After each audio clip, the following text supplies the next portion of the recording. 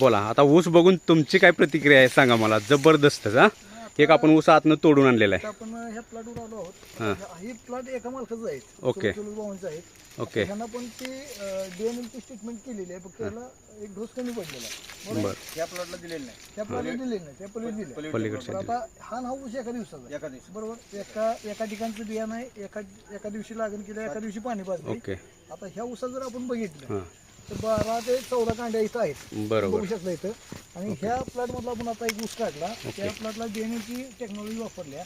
Okay. ती आपण जर ऊस बघितला त्या ऊसाची जाडी पेराची साईज जर बघितली एका गोष्टीचं पेर आहे. बरोबर.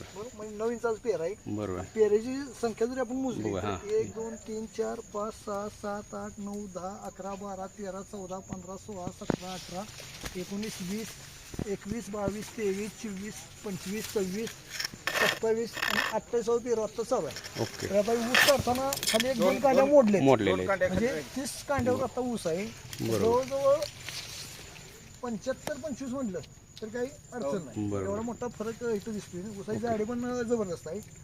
आणि ह्या शिरशेव माळी या माळी साहेबांनी ह्या प्लॉटला ट्रीटमेंट दिल्या. ओके. माळी साहेब किती त्यांना आळून फवारणी केली? एक आळवणी झाली हा. हां. आणि 3 फवारणी झाली. एक आळून आणि 3 फवारणी. 3 फवारणी. एवढा मोठा तुम्हाला बदल जाणवला. हो. म्हणजे कमी खर्चात जास्त उत्पादन देणारी टेक्नॉलॉजी आहे. हो. इतर शेतकऱ्यांना तुम्ही काय सांगू शकता? 100% वापरा म्हणून सांगा. प्रत्येक शेतकऱ्यांनी टेक्नॉलॉजी वापरावी. हो. साहेब पानाची रुंदी बिंदी जर आपण बघितली तर पूर्ण 4 4 बोटं अशी बसते. पानावर बसतात. बरोबर. आपण बघू शकतो इथं. Yes yes. आणि असं एकच नाही.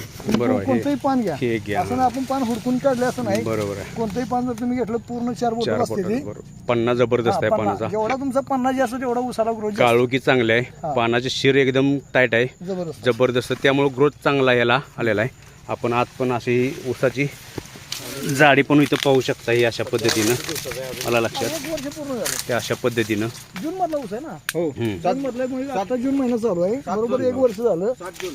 1 वर्षात 30 कांड्यामध्ये चांगला. ओके. म्हणजे ऊस जाईपर्यंत आत असा पूर्ण ऊस पडलेला आहे. त्यामुळे आत जायला चान्सच नाही. ओके. एकंदरीत धन्यवाद. तुम्ही आपल्या DNM कंपनीसाठी मुलाखत दिली. परत एकदा कंपनीतर्फे तुमचं धन्यवाद.